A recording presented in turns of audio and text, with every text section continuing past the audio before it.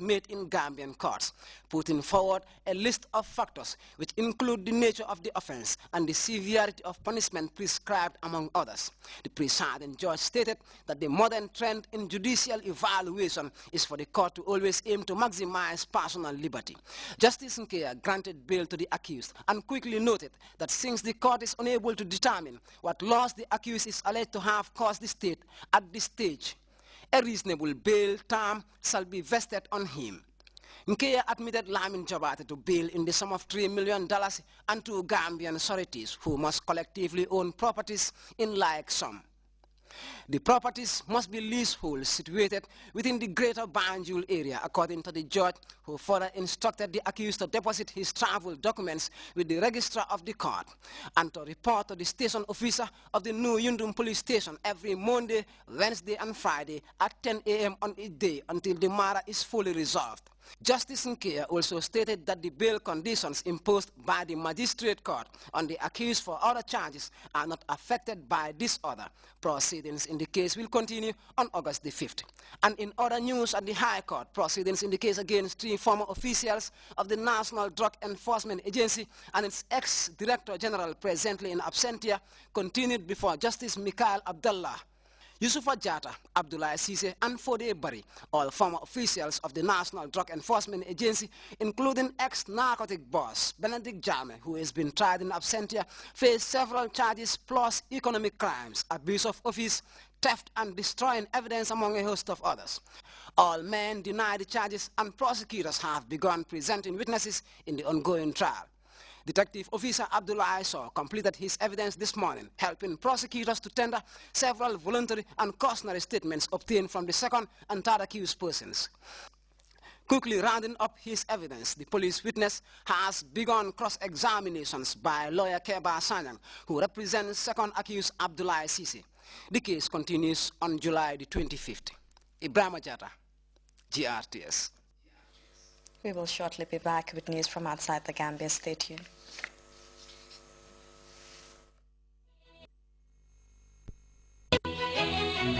RLG Communications Gambia Limited wishes you all a Ramadan Mubarak. This Ramadan, RLG offers you a gift with every phone or laptop you buy. Gifts include dates, sugar, mugs, milk, and pens. Visit our showroom on 62 Caraba Avenue, opposite the Pipeline Mosque. Or you can find our sales agents at St. Teresa's Upper Basic School, Chippa Garage Car Park, at Westfield, or in Banjul opposite the Albert Market main gate. For more information, please call 437-1170 or 744-9106. A blessed Ramadan from RLG. RLG. Welcome back. Now Pope Francis is scheduled to head for one of Brazil's holiest shrines in this hour. He is visiting the National Basilica of Our Lady of Aparecida, which is said to be the largest marine shrine in the world. There would be no wrong turn on this trip. The pontiff is traveling by helicopter, but security is still a concern. A small homemade explosive device was found near the shrine on Sunday. Vatican officials say Pope Francis asked to visit the shrine because of his personal devotion to the Virgin Mary. Let's find out more. The move. He's a man taking little downtime, even on what was supposed to be his day off.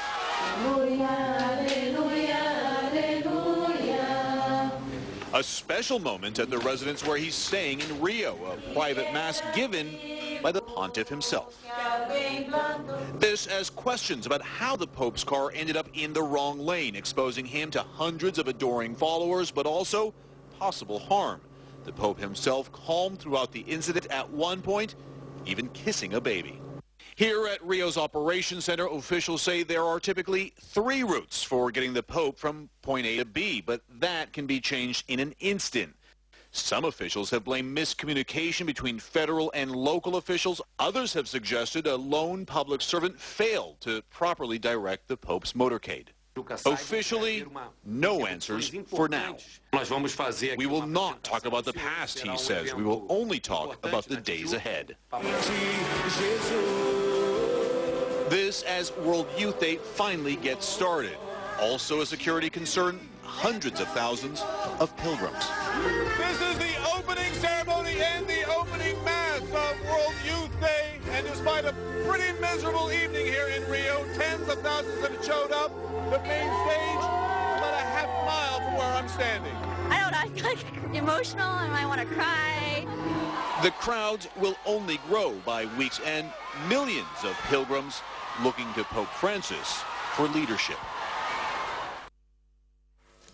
After months of shallow diplomacy, U.S. Secretary of State John Kerry announced on Friday that Israelis and Palestinians have agreed to, in principle to meet face-to-face. The first meeting would happen within the week. Now, despite the breakthrough, Ben Witherman tells us why many are still skeptical about the task. Bringing about peace between Israelis and Palestinians is a task that has occupied one U.S. administration after another.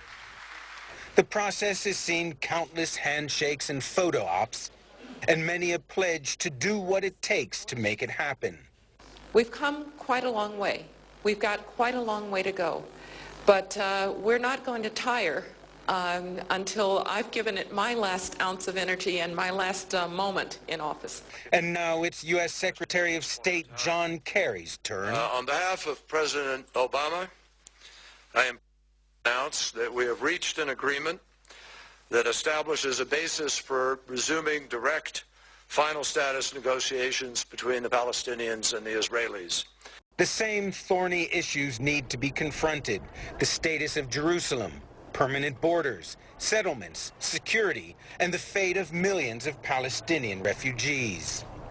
20 years ago this September, the Israelis and the Palestinians signed the Oslo Peace Accords in the Rose Garden of the White House. Since then, the peace process has collapsed, been revived, collapsed, been revived, and so on.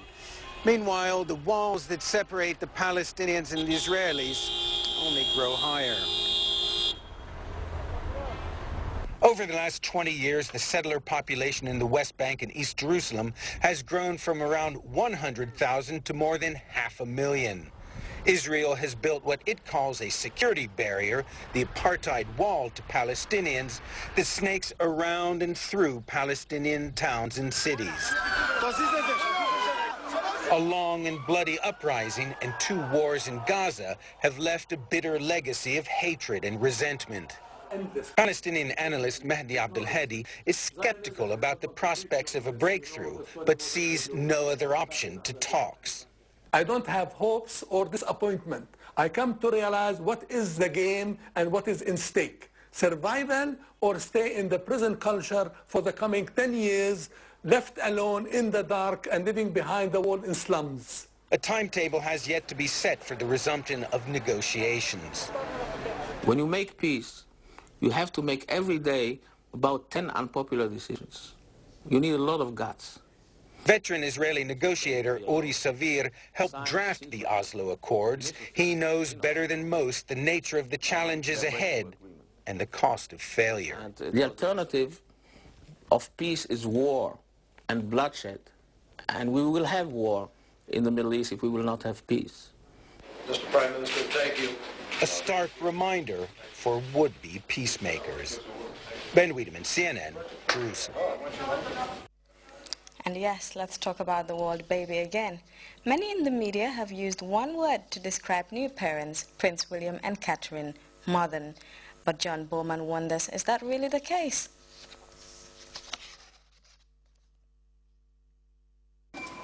The world celebrates the new prince, the future king, the possible first British monarch of the 22nd century. The parents, William and Kate, hailed as young, fresh, modern. It seems that these two do things their own way. This is a very modern royal couple. They're a very hip, modern couple, of course. Okay, maybe, but it's safe to say there are modern families and then modern families. Young baby Cambridge's entrance to the world might be groundbreaking by royal standards, but it's not like he has 2 daddies or Sofia Vergara. On the modern side? Her Royal Highness, the Duchess of Cambridge, was safely delivered of a son at 4:24 p.m. A break from tradition, sending word of the birth in an email. Not so modern, They still posted the official announcement on that gilded easel thing, and then there was this guy.